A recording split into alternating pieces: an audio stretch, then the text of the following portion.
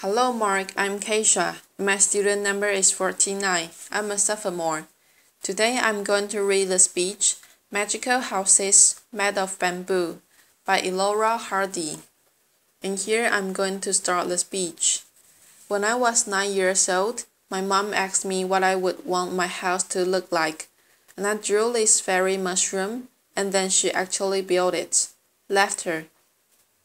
I don't think I realized this was so unusual at the time, and maybe I still haven't, because I'm still designing houses.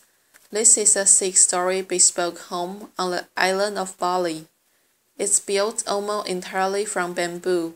The living room overlooks the valley from the 4th floor. You enter the house by a bridge. It can get hot in the tropics, so we make big curving roofs to catch the breezes. But some rooms have tall windows to keep the air conditioning in and the bugs out. This room we left open. We made an air-conditioned, tented bed, and one client wanted a TV room in the corner of her living room. Boxing off an area with tall walls just didn't feel right, so instead we made this giant woven pot. Now, we do have all the necessary luxuries, like bathrooms. This one is a basket in the corner of the living room. And I've got to tell you, some people actually hesitate to use it.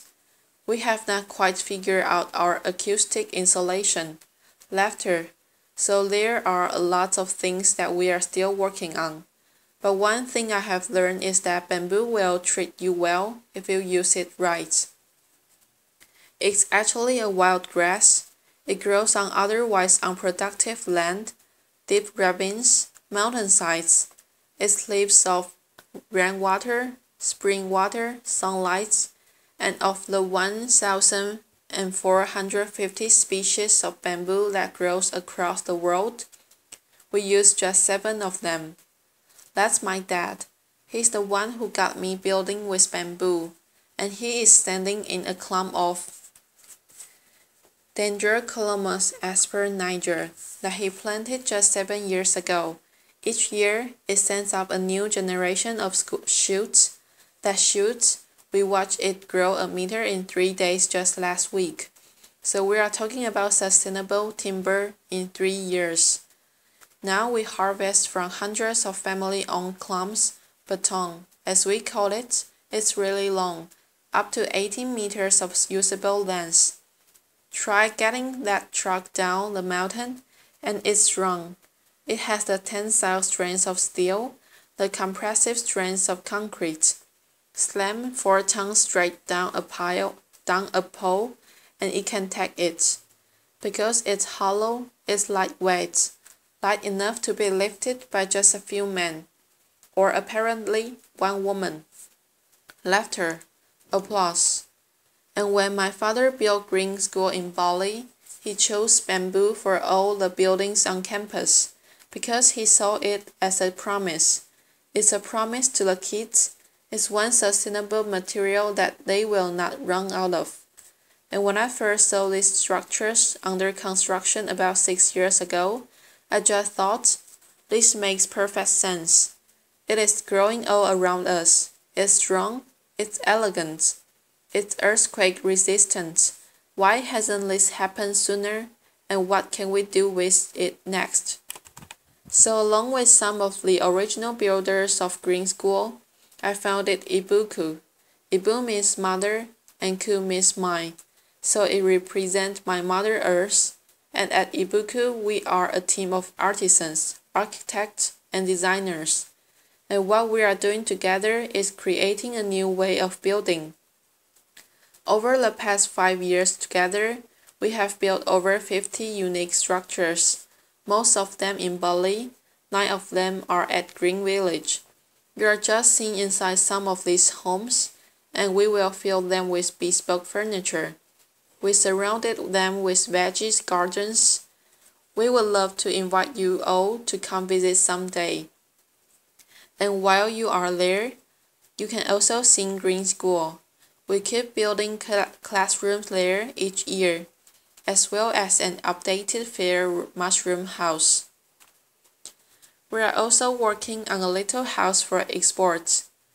This is a traditional Sudanese home that we replicated,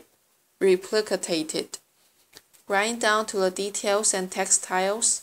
A restaurant with an open-air kitchen. It looked a lot like a kitchen, right? And a bridge that spans 22 meters across a river. Now, what we are doing, it is not entirely new. From little huts to elaborate bridges like this one in Java, bamboo has been used across the tropical regions of the world for literally tens of thousands of years. There are islands and even continents that were first reached by bamboo raft. But until recently, it was almost impossible to reliably protect bamboo from insects. And so, just about everything that was ever built out of bamboo is gone. Unprotected bamboo weathers, untreated bamboo gets eaten to dust. And so that's what most people, especially in Asia, think that you couldn't be poor enough or rural enough to actually want to live in a bamboo house. And so we thought, what will it take to change their minds? To convince people that bamboo is worth building with, much less worth aspiring to. First, we needed safe treatment solutions. Borax is a natural salt. It turns bamboo into a viable building material. Treat it properly, design it carefully, and a bamboo structure can last a lifetime. Second, build something extraordinary out of it. Inspire people. Fortunately, Balinese culture fosters craftsmanship. It values the artisan, so combine those with the adventurous outliers from new generations of locally trained architects and designers and engineers. And always remember that you are designing for curving, tapering, hollow poles. No two poles alike. No straight lines, no 2x4s here. The tried and true, well-crafted formulas and vocabulary of architecture do not apply here. We have had to invent our own rules. We ask the bamboo what it's good at, what it wants to become, and what it says is respect it, design for its strengths, protect it from water, and to make the most of its curves. So we design in a real 3D, making scale structure models out of the same material that we will later use to build the house. And bamboo model making is an art as well as some hardcore engineering. So that's the blueprint of the house, laughter.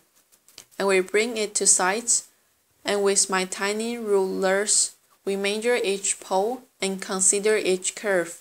And we choose a piece of bamboo from the pile to replicate that house on site. So when it comes down to the details, we consider everything. Why are doors so often rectangular? Why not round? How could you make a door better? Well, it hinders battle with gravity, and gravity will always win in the end. So why not have it pivot on the center where it can stay balanced? And while you are at it, why not doors shaped like teardrops?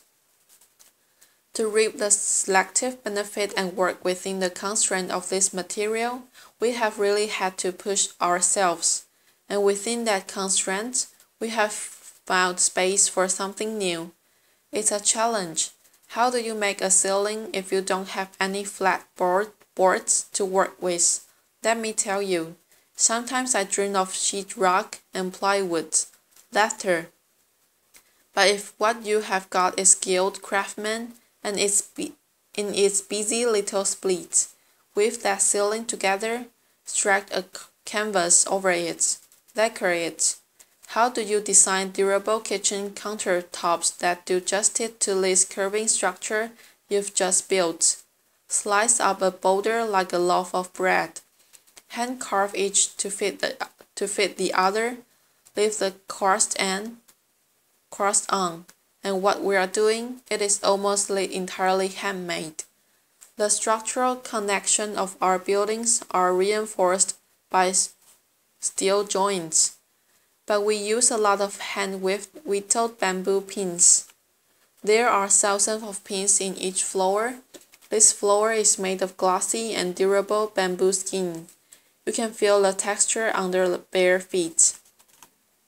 And the floor that you walk on, can it affect the way that you walk? Can it change the footprint that you will ultimately leave on the road? I remember being 9 years old and feeling wonder and possibility and a little bit of idealism. And we've got a really long way to go. There's a lot left to learn, but one thing I know is that with creativity and commitment, you can create beauty and comfort and safety and even luxury out of a material that will grow back. Thank you. Applause. This is the end of the speech. Goodbye, Mark.